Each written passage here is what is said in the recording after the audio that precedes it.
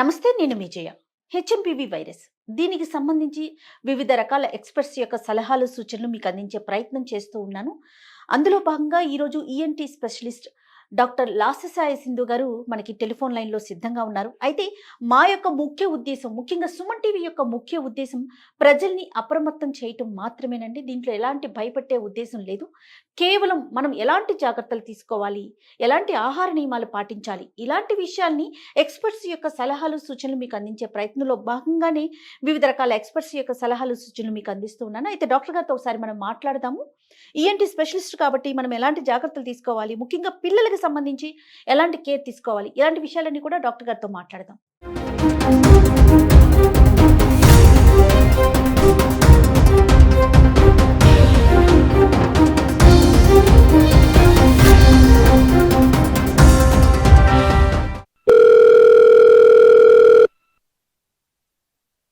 Good morning లాసి గారు. Good morning అండి.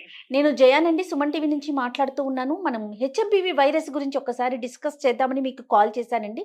As a ENT స్పెషలిస్ట్గా అంటే ఎలాంటి జాగ్రత్తలు తీసుకోవాలంటారు? ఎందుకంటే పెట్టండ్రా మాస్కులు అనే ట్యాగ్ లైన్తో మనము చాలా హెడ్లైన్ ఐటమ్స్ని కూడా చూస్తూ ఉన్నాము న్యూస్ ఛానల్స్లో, వాటిలో కూడా. అంటే సేమ్ సీన్ రిపీట్ అవుతుంది అనుకోవచ్చు అంటారా డాక్టర్ గారు?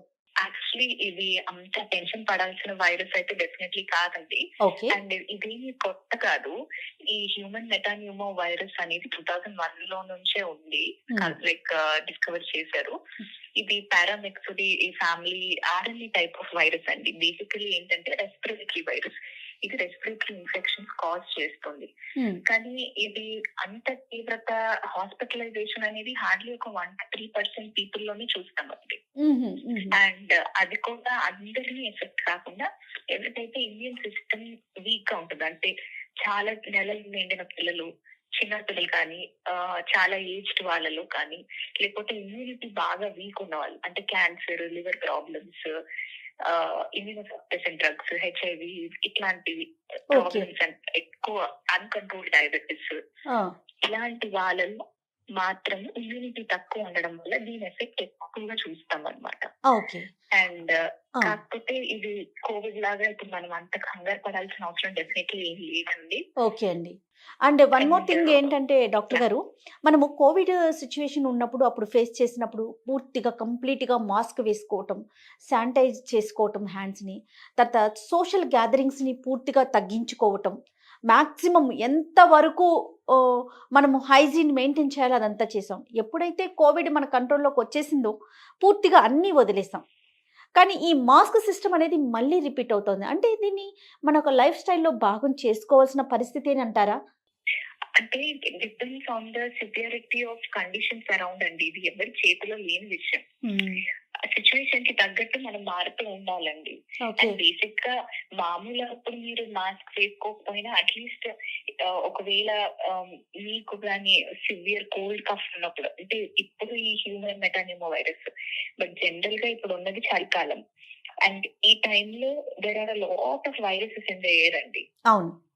సో ఇన్ జనరల్ గా కూడా ఎవరికైనా జలుబు, దగ్గు లేదా జ్వరం ఉన్నప్పుడు వాళ్ళు మాస్క్ వేసుకోవడం, వాళ్ళ చుట్టూ ఎవరన్నా కాంటాక్ట్ లోకి వస్తున్నారంటే వాళ్ళు మాస్క్ వేసుకోవడం, దీని ద్వారా వాళ్ళని ప్రొటెక్ట్ చేసుకోవడం, పక్కన వాళ్ళని కొంచెం జాగ్రత్తగా పెట్టడం, ఇవన్నీ బేసిక్ గనక అందరూ ఫాలో అవుతే అందరూ సేఫ్ గా ఉంటారండి. ఓకే. అయితే డాక్టర్ గారు చెప్పండి, ఒక 2 మంత్స్ నుంచి 2 or 3 మంత్స్ నుంచి చూస్తూ ఉన్నాము. కాఫ్ వచ్చిందంటే నియర్లీ ఒక 1 or 2 మంత్స్ అలా వేధిస్తోందండి. డే అంతా ఉండట్లేదు. నైట్ వచ్చిందంటే ఆ కాఫ్ కంటిన్యూస్గా ఉండటం. జలుబు వచ్చినా కూడా అంటే ఎక్కువ రోజులు ప్రొలాంగ్ అవుతోంది ఆ ఇష్యూ అనేది. సో దానికి తోడు ఇప్పుడు ఈ హెచ్ఎంపివి వైరస్ అనేసరికి కాస్త భయం అయితే అనిపిస్తుంది. జాగ్రత్తగా ఉండాలి కాదనట్లేదు, కానీ ఒకంత భయం కూడా అనిపిస్తుంది. సో కంటిన్యూస్గా కాఫ్ కానీ, జలుబు కానీ ఉన్నప్పుడు ఏ సిచ్యువేషన్లో డాక్టర్ని కన్సల్ట్ చేయాలండి? అలా లాంగ్ రన్లో ఎందుకు రన్ అవుతుంది, అంటే లాంగ్ టైం ఎక్కువ ఎందుకు తీసుకుంటుంది అంటారు? సో ఏంటంటే అండి, ఈ లాంగ్ టర్మ్ గా కఫ్స్ ఇవన్నీ చాలా చూస్తున్నామండి. ఇదంతా కూడా బేసిక్ గా ఏంటంటే అందరిలో జరగట్లేదు. ఎవరిలో అయితే ఇమ్యూనిటీ కొంచెం వీక్ అవుతుందో వాళ్ళలో జరుగుతుంది. అండ్ ఇమ్యూనిటీ వీక్ అవడం అంటే ఇంతకు ముందు ఓన్లీ ఇలా పెద్దవాళ్ళు, చిన్నపిల్లలు అలా ఉండేది. కాకపోతే పోస్ట్ కోవిడ్ ఏమైందంటే యంగ్ వాళ్ళలో కూడా ఇమ్యూనిటీ బాగా తగ్గిపోయిందండి. సో చిన్న పెద్ద తేడా లేకుండా చాలా మందిలో కోవిడ్ ఏం చేసింది అంటే వచ్చిపోవడం వల్ల ఇమ్యూనిటీ పైన బాగా ఎఫెక్ట్ చూపెట్టింది. ఓకే అండి. సో మన బాడీ ఇమ్యూనిటీ తగ్గినప్పుడు ఈ బేసిక్ వైరసెస్ కి ఎక్స్పోజ్ అయినా అది బాడీ సరిగ్గా ఫైట్ చేయలేక మీకు కంటిన్యూస్ గా సింటమ్స్ అనేవి కనపడడం చూస్తున్నాం. ఓకే అండి. అండ్ చాలా మటుకు ఏంటంటే స్టార్టింగ్ లో ఇగ్నోర్ చేసేస్తారు ఆ! సింటమ్స్ ని. అవును. సో అలా ఇగ్నోర్ చేసేసి సివియారిటీ ఎక్కువ అయిపోయినప్పుడు కూడా ట్రీట్ చేయడం ఇబ్బంది అవుతుందండి. ఓకే. డెఫినెట్ గా ఏదన్నా జలుబు దగ్గు 3 రోజులు అయితే ఉంటుందండి. ఆ! మీరు మెడిసిన్ వాడినా వాడకపోయినా మన బాడీ ఇమ్యూనిటీ ఒక ఫ్లూ కి యాక్ట్ చేయాలి అంటే మాత్రం 3 రోజులు టైం పడుతుంది. ఓకే అండి. కానీ 3 రోజుల తర్వాత కూడా మీరు ప్రాబ్లం ఫేస్ చేస్తున్నారు అంటే మాత్రము మీరు నియర్ బై ఏంటి డాక్టర్ కో లేదా జనరల్ ఫిజిషియన్ కో వెళ్ళి చూపెట్టుకుంటే ఏంటంటే వాళ్ళు కరెక్ట్ గా మీకు హెల్ప్ చేయగలుగుతారు, డయాగ్నోస్ చేయగలుగుతారు. ఓకే. ఎందుకంటే ఇప్పుడు మామూలుగా అప్పర్ రెస్పిరేటరీ ట్రాక్ట్ ఇన్ఫెక్షన్స్ వరకు అయితే ఈజీగానే తగ్గుతాయి, లేకపోతే ఇలా లాంగ్ టర్మ్ సింటమ్స్ ఉంటాయండి. ఓకే. కానీ ఏంటంటే ఈ అప్పర్ రెస్పిరేటరీ ఇన్ఫెక్షన్ కొంచెం అగ్రివేట్ అయ్యి అది లోవర్ రెస్పిరేటరీ ఇన్ఫెక్షన్ లాగా మారినప్పుడు అంటే లంగ్స్ ఎఫెక్ట్ అయినప్పుడు ఇలా న్యూమోనియా, బ్రాంకైటిస్ ఇలా అయినప్పుడే కొంచెం డేంజర్ అయ్యే ఛాన్స్ ఎక్కువగా ఉంటుందండి. ఓకే. అయితే ఇప్పుడున్న కండిషన్‌కి ఎందుకంటే మీరన్నట్లుగా మనము వింటర్‌లో ఉన్నాము. హెచ్ఎంపీవీ వైరస్ అంత సీరియస్ కాకపోయినా కాస్త స్ప్రెడ్డింగ్ అనేది కనిపిస్తూ ఉంది. ప్లస్ పిల్లల్లో కూడా ఎక్కువ జాగ్రత్తలు తీసుకోవాల్సిన అవసరం ఉందని మీలాంటి ఎక్స్‌పర్ట్స్ చెప్తా ఉన్నారు. ప్రెజెంట్ ఉన్న సిట్యుయేషన్‌లో ఎలాంటి కేర్ తీసుకోవాలంటారు? పిల్లలు కానీ, పెద్దలు కానీ ఒక ఈఎన్టీ స్పెషలిస్ట్‌గా మీరు ఏది సజెస్ట్ చేస్తారు డాక్టర్ గారు? సో బేసిక్‌గా అందరికీ తెలుసండి. నేను కొత్తగా ఏది చెప్పాల్సిన అవసరం లేదు. ఎస్పెషల్లీ చిన్నపిల్లలు, పెద్దవాళ్ళు లేదా ఇమ్యూనో సప్రెస్డ్ వాళ్ళు ఇంట్లో ఉన్నప్పుడు మీరు బయటికి వెళ్ళి వచ్చినా, మీరు ఎవరికైనా ఎక్స్పోజ్ అయినా కానీ first basic hand wash and ఎవరికైనా జలుబు దగ్గు ఇలా ఉంటే మటుకు ఖచ్చితంగా వాళ్ళు మాస్క్ వేసుకోవాలి, వాళ్ళ చుట్టూ ఉన్న వాళ్ళందరూ మాస్క్ వేసుకోవడం. అండ్ బయట అంటే ఎక్కువగా గ్యాదరింగ్స్ లో అలా వెళ్ళి వచ్చినప్పుడు బాగా శానిటైజ్ చేసుకోవడం. అండ్ ఒకవేళ చాలా ఎక్కువ మంది క్రౌడ్ లో వెళ్తున్నారంటే మాస్క్ వేసేసుకోవడం. So just to keep yourself safe అండి కొన్ని రోజులు. మినిమమ్ బట్ కోవిడ్ అంత భయపడాల్సిన అవసరం అయితే లేదండి.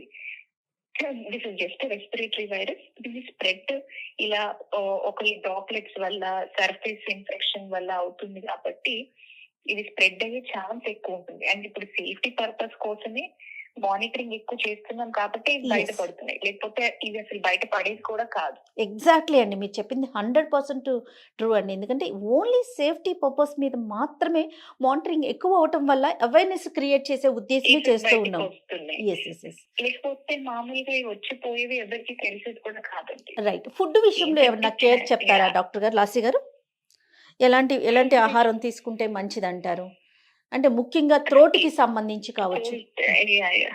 సో ఈ సీజన్ లో ఏంటంటే ఎవరైనా కొంచెం చల్ల వస్తువులకి దూరంగా ఉంటేనే బెటర్ అండి. ఎందుకంటే ఈ చల్ల పదార్థాలు మన గొంతులో తాకినప్పుడు ఆ లోపల గొంతులో ఉండే బేసిక్ బ్యాక్టీరియాని ఎక్కువ మల్టిప్లై అయిపోయినా అది ఒక ఫ్లూ లాగా కూడా వస్తుంది అన్నమాట. Okay. So cool drinks, ice creams ఇట్లాంటి చల్ల పదార్థాలు కొంచెం దూరం ఉండి కొంచెం ఏదైనా స్టార్ట్ అవుతే కొంచెం గార్గిలింగ్, గోరువెచ్చని నీళ్ళలో సాల్ట్ వేసుకోవడము, లేకపోతే బెటడిన్ గార్గిల్స్ చేసుకోవడము, ఇలాంటివి స్టార్ట్ చేసుకొని ఇంట్లో అంటే మీరు చేసుకోగలిగేది బేసిక్ గార్గిల్, హైజీన్ అండ్ కొంచెం గోరువెచ్చగా అంటే మరీ వేడిగా తాగకూడదండి. చాలా మంది బొగ్గులు కాల్ చేసుకుంటున్నారు, అంత వేడి నీళ్ళు తాగుతున్నారు. సో అలా కూడా చేయకూడదండి.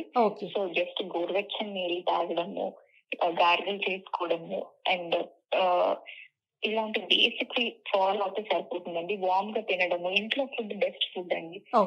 సో ఎక్కువ ఫ్రోజన్ ఫుడ్ అలా కాకుండా, ఆయిలీ అలా కాకుండా ఇంట్లో మెయిన్ బేసిక్ రేపు తింటారో అది తిన్నా సరిపోతుంది.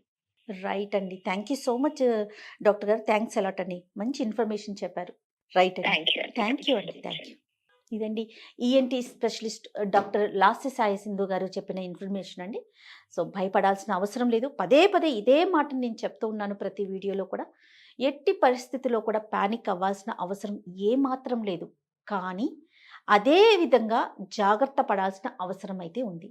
పబ్లిక్లోకి వెళ్ళినప్పుడు, గ్యాదరింగ్స్లోకి వెళ్ళినప్పుడు మాస్క్ కంపల్సరీగా పెట్టుకోవటం, హ్యాండ్స్ని రెగ్యులర్గా వాష్ చేసుకోవటం, మ్యాక్సిమం ఎంతవరకు వీలైతే అంతవరకు కూడా బయట ఫుడ్ని అవాయిడ్ చేయటం.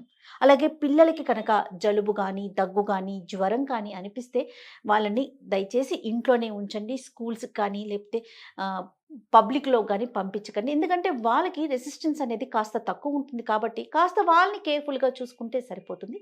ఇక ఈ వీడియో కనుక మీకు నచ్చినట్లయితే లైక్ చేయండి, షేర్ చేయండి. మరిన్ని ఇంట్రెస్టింగ్ వీడియోస్ కోసం సుమన్ టీవీని సబ్స్క్రైబ్ చేసుకోండి. నమస్తే.